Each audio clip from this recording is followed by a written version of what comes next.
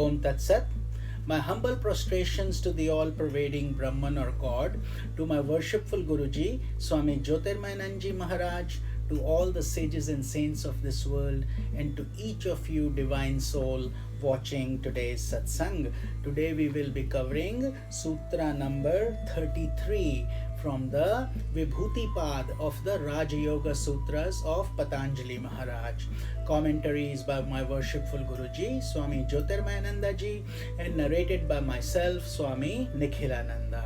So let's get started on Sutra number 33, Vibhutipad. Pratibhadva sarvam.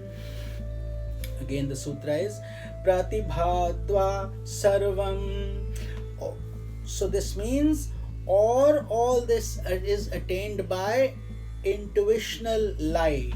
Pratibha or Taraka Jnana is intuitional light. It's the light from the intuition that we get. It's not the physical light you see, but through your intuition you're able to connect to that light thread that leads one to the attainment of Vivek Khyati. Vivek Khyati is the discriminative knowledge of the self, or the knowledge that separates from the self and the not self. What does that mean? That most people do not know the difference between the consciousness and their body.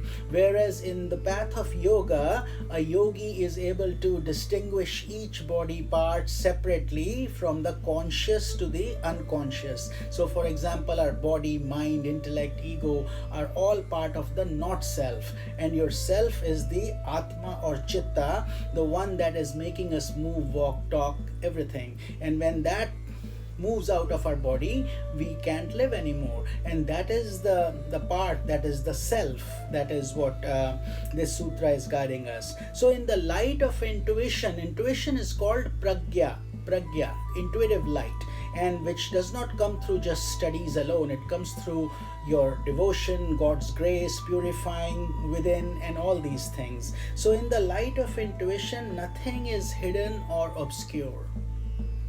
When that light comes, we can see everything. A yogi can. Average people cannot, because they are so contaminated inside with anger, greed, lust, passion, jealousy, and also good things, but they're all mixed up inside, and so therefore there is no clarity. But for a yogi who is sincerely walking on this path, maintaining brahmacharya, walking with purity, he penetrates Prakriti and all its evolutes. So whatever powers are required by special forms of samyama, which means by focusing in concentration and meditation, all of them are acquired by intuitional light without any effort. So in the initial stages, we have to practice very hard. We have to focus and then keep bringing our mind back to the same point.